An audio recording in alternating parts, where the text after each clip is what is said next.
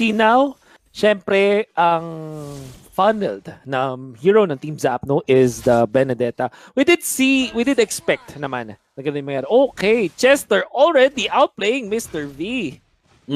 Level 1 talaga eh. Given execute din talaga yung Khalid. Pero there's a Wolf na medyo parang na-nerf nga daw itong Uranus.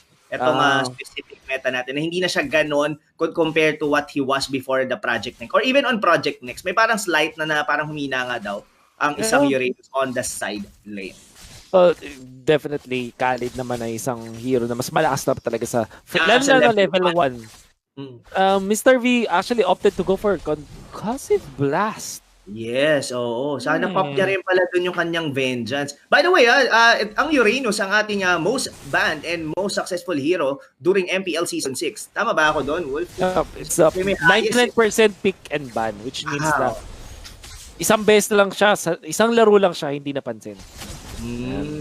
It's the kill naman, syempre, may dalawa na members na with Zapno going there. Kill onto the Chester, the Khalid. Now, wanna go for Pain Flix TV. Gets that one. Yan na yung Biakno connection. Nakaka-miss na makita yung Pain and as well with Mage Dad, with UG na magkasama sila on as one team. Pero yeah, Chester here, hindi siya makabalik sa kanyang tore, no? Look at the final blow. Pang zone out din pala in a professional match, we can expect that to happen. Mapag-push dahil 5 minutes na nga din yung tore, mas madami pang I would say na mas gagana ngayon sa meta yung sinesave mo lang yung mga tore mo, at least you just defend. So wave clear is a must na sa mga teams ngayon. Lex there na, isa pa rin na mga nakakamiss din na top players natin, Kuya Rob. Nakakamiss talaga. I mean, Lex ako pagka naalala ko si Lex, not only of course his stream kasi kadalasan si Lina siya, was actually yung mga Akai plays niya during season 3. Yes. Yung mga nakakaipit ng dalawa. Pero look at Rene J dito, Uya Wolf, just holding on 2 minion waves dito from Team Zapnu and trying to TP out. Pero nandito ngayon, Zapnu going out, trying to do an outplay. Ginagawa niya yun din even when he was playing the Uranus during the regular season of MPL Season 6, I remember. Ngayon yung turtle naman ang sisimula ng Team Chester. And Chacto spots this out. Nasa na yung kanyang kabiyak? Where is Biankic? We'll find out soon enough. Pero yung turtle mapupunta na ngayon sa Team Chester with Pain getting it. Sadly, mukhang binigyan na lang yun ng Team Zapno. So, in a way, diversion lang pala yung ginawa ni Rene J doon. Oo, diversion just for them to secure the turtle. Pero, ang interesting nito yung gold dito sa both teams, hindi nagkakalayo. Exactly. And even turrets, wala mabasag, zoom it dito, trying to hold it here, Rene J. Pero Chacno going on the bottom lane, mo siya yata, pero may wala silang lockdown Pwede kasing mag-flowing blood or blood out, paalis lang kaagad si Rene J. Napaisip tuloy ako, how will they be able to hold a certain hero katulad ng isang Alice? With kumbaga yung parang crowd control lang ni Bianchi, is possible, pero it's very short. I mean, hindi ganun katagal yun Yep. No, I agree with you. Kahit si Pain dito para free. Technically, it's a free game because they don't have the stuns enough for this one. There will be a push for Team Chester sa may top lane. As you can see now, sila na bigla yung mas lamang sa gold dahil nga naman nakapag-push sila sa top. I think yung outer energy shields kasi is mas makati na ngayon, going for this bottom push, or at least the clash ng Sam's Bite Dust para sa Team Chester. Ang ganda nung pagpasok nila doon, no? Talagang, I think another turret will be down. So energy shield pa rin naman. Ay, di, mawawala na in the next 10 seconds. Oo. So dami nakuha ng Team Chester na ginto dito Talagang ubod na will be able to push that one. Gusto yata nilang i-go dito si Zapno. Zapno actually using the ultimate pero kulang. Wala kasi ngang pang-holta. In fact, Team Zapno, wala pa rin silang pang-kontra dito ngayon. Zapno is gonna go down, Pain with the Thorn Rose at gonna-go pa rin nila dito si Sungit. Pero napag-ultimate na nga. Ginamit na lang din yung minions para makapunta rito. Chacno, too late to revitalize. Hindi rin ganoon kaganda yung kanilang pwestuhan dito. Lex will be safe for now. Hindi rin abot medyo napaaga yung Cotoran Inferno doon ni Sungit. Then given the Revitalize, medyo malayo. Look at that, Renny J zoning out, pero wala na siyang mana dito. Wolf, he might actually die, pero nandito na the rest of the team. Chester, Painflix, TV, securing the kill on Bianca. Patay kasi si Chakno, kaya walang pumoprotekta kay Bianca. Oh man, wala. Hindi magkasama yung Biakno connection. Oo yun yung talagang inaabanan dito kung paano mag-protect dito si Kuya Chakno. Pero wala, mahirapan sila ngayon dito. That was a huge lead. Almost 4,000 agad ang naging lamang dito ng Team Chester against Team Zapnu. Mukhang ganun na kayo nangyari.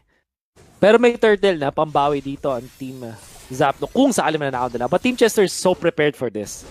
Now, si Mr. V, ito pa si Chester, di ba? Nang Google lang dito sa top lane, bullying it out. Habang nakuha ng turtle, yung Team Chester, nakita ngayon, etong si Bianca, she goes down. Sunod naman dito si Zap yata, pero hindi si Rene J, mapapanish ba ni Sungit? Mukhang hindi, kulang pa rin talaga yung pang-hold. Nagre-regen lang si Rene J, nakapag-mamba out pa, hindi na. Na-punish finally ni Benedetta. But that took them long enough. Yung Team Chester magpupush na lang dito sa may mid lane. Ang tagal nung buy time na yon. The only reason why Rene J did actually die kasi naubos na yung kanyang mana. Pero if this goes late, like for example, yung ating Alice that could be able to hold for ng mas matagal yung kanyang ultimate, I don't think there's gonna be enough damage coming from Team Zapnu to bring down this Alice on one single push. Now, given mga kaibigan, there's still 4,000 lead on the Team Chester at wala pang nababasag ang Team Zapnu. Now, they really need to think their strategy dito kasi all throughout, ang Team Chester na, mga kalamang, ito yata ang unang score na makukuha ng Team Zap. Try na i-depensa ni Rene J pero kulang. Go pa tuloy Zapno at ni Mr. V. Kaya ba nila? Yan ang tanong kasi mataas ang regen ni Rene J. Lalong-lalo na may minions dito para manakawan pa ng spell vamp kaso yung damage ng ultimate ni Zapno ang katina rin. Will get the kill. Bianca goes down on the other part of the map though para sa Team Zapno. Team Chester naman, nag-aapol. Dito rin si Chester, meron ba siyang ultimate? Gamitin na natin sa may top lane para makuha si Mr. V. And they take him down. Kaya si Chakno gusto yatang kumontra pa, pero tatakas na lang ang mga members ng Team Chester dito. That flicker ultimate from Lex Eterna. Medyo nagbintis doon kay Zap kasi nakapag-dash out pa siya. But that's actually beautiful. Rooting almost two members ng Team Zapnu. Actually kahit single nga lang ginugo ni Lex Eterna. Parang talagang crowd control wise, Beleric really has it. Ako excited ako na bumalik sa meta. Itong na to. Itong ganda pa ng bagong skin niya. Para siyang superhero. May kapa pa. Oo nga Mas mag-iba din yung kulay niya kaya talagang sulit na sulit. And we'll see. Masakit pa rin yung damage si Zapnu, Rob. I think we noticed that on top lane. Yes. Lalong-lalo na pag bumabat ka. Even Alice cannot stay there. Pero yung turtle na ang next target ng Team Chester. Naman top lane, another play. Ito yung play nila Buy time, tapos kuha turtle. Nandito rin si Yuji, dealing the damage. Napatay na dito sa Benedetta, Marvin in trouble, Mr. V in trouble. I mean, it's gonna be a kill of the Uranus. Nandito na rin, si Pain. Oh! Slice and dice. Maybe a kick. Slicing the cake, kumbaga. Slicing the cake. Wow, I like that. Actually, yun pagka napapadaan ako sa mga posts ni Bianca, meron din sa slice of Bianca. Ay, slice of Bianca. Nga, no? Rene J, nagda-dive na. Kulang yung region ni Sungit dito, lalo na may truncheon na rin. Patay doon ang ating Tams. Chakno try to survive this. Nasasaktan sila, pero kulang pa rin. Dahil nga naman, 4 ang members ng Team Chester doon. Kahit sino naman, kahit gaano ka katangke. Nagiging useless ultimate ni Chakno pagka na-root siya nung Like, hindi mo maikalat yung ultimate mo because you're rooted and you're gonna be focused on there. And nasasayang yung ultimate na doon. And now, 2 members of Team Zapnu, hindi sila, kumbaga, def sila dito, pero malalim dito si Pain, Or this is gonna be a bait, though. Yeah. Most likely, kasi nga, confident siya Wala kasing stun talaga yung Team Zapnu. And titingnan ulit ng Team Zapnu. Chakno starting this fight. Andito si Sungit. Kaya pa nila si Rene J. Oh, Rene J actually goes forward. Zapnu, kaya nga yata mag-ingat ngayon Sungit, wala na rin siya ultimate. Nagamit na niya. Pain! Slicing na dicing kasama siya shutdown dahil masyadong malalim mula sa Team Chester.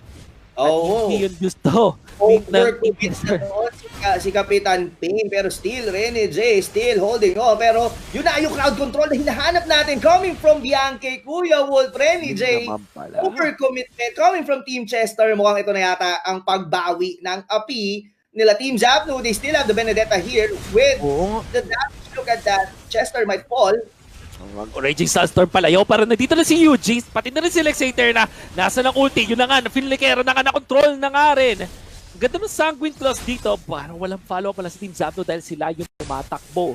Just na back siya, kailangan niya mag-ingat kasi nandito pa rin yung Lunox at late game na, malapit to sa late game, at masakit na rin yan. Yes. I think, well, if this is a 7,000 lead from the Team Chester over Zap, pero Chaknu here on the top lane might, technically, he actually has to fall. Medyo napapalibutan na siya doon ng Team Chester. And who's gonna be the first one to take or try to take the Lord dito sa laban na to? But tingin ko, Team Chaknu still has. Kasi nga, Pancake dito has Sicilian, one of the heroes na magaling din or maganda in terms of defense sa mga teams. Yeah. Going for the clash sa top lane! No! Tunaw mula kay Zapnu. Dahil sa Benedetta, patay na rin yung damage si Bianchi on this Sicilian. Sa likod na dito si Chester, pero sasaktan din siya ng kaunti kasi si Bianchi masyado malambot. Will be safe though. Dito na si Zapnu ulit. Rene J here sa may bottom lane, trying to go for a split push, pero si Sungit makapag-depensa na rin. Diyan. Nandito na yung rest ng Team Zapnu. Nandito rin si Pain. Tignan natin kung lalaban pa rin talaga ang Team Zapnu dito. Oh, okay. Wanna go for this. Rene J gumamit na ng ultimate para gumamit na rin ng takbo palayo. Nandito na si Pain. Going for the double dash sa may baba. Hinabol ni Chakno at Mr. V. May Tordos na ginamit. Chester's here as well. Punishment from Chester. Nandito na rin si Rene J para mag-deal ng damage sa may backlines. Backsha is down. Lexi Taylor is here. May control na nga rin Chester. Nandito pa rin pati si Pain. Buhay na buhay. And wipe out ang Team Zapnu. Dahil sa punishment ng Team Chester. Oo, actually they're going back. Pabalik na sila pero the three members of Team Zapnu chase down Team Chester at sila pa nga nawala and na-zone out sila sa likod ni Rene J. He actually died. Pero I think it's worth it Talagang na-focus nila doon, na-bully niya yung mga backlanes dito ng Team Zapnu. That's the reason Bianchi na hindi siya makaangat kasi nga nandoon si Rene J. And it's like, this might be, Wolf, but mukhang they're giving a slight of mercy for Team Zapnu rito, mga kaibigan, and not trying to finish the game. Grabe, binigyan na. Pero I would say, Team Chester, baka ang call is, pabuhay na yung mga yan. Huwag na natin munang ipilit. Lalo na, they don't have really a marksman na mabilis talaga mag-take ng Torre. So, they opted to go for the Lancelot. Kaya, melee. So, pero si Chakno siya, di ata malalim dito going for the cut. Pero syempre, kulang na kulang yan. Nultian na lang din. Relax. Rene J naman, go dito sa may backlanes. Bianchi is down. Rene J, instead of backing down, imbis na umatras, talagang lumaban pa rin. Short range, flowing blood, regen, nandito na rin para kay Rene J. Finally, Benedetta with a killing blow. Pero parang crippled na yung Team Zapnu dito. 4v3 dito sa gitna. Sabi na Team Zapnu, hindi yata kaya mag-push nila. Pero hindi, nandito si Pain, ginagamit yung puncture, nag-stuck lang din. Mr. V, mabubuhay pa rin, pero si Zapnu, mapapatay na nga. Team Chester, all of a sudden, lamang sila dito. Si Bianchi, mabubuhay, pero Uranus at Sicilian, kaya ba nilang dumepensa sa Team Chester?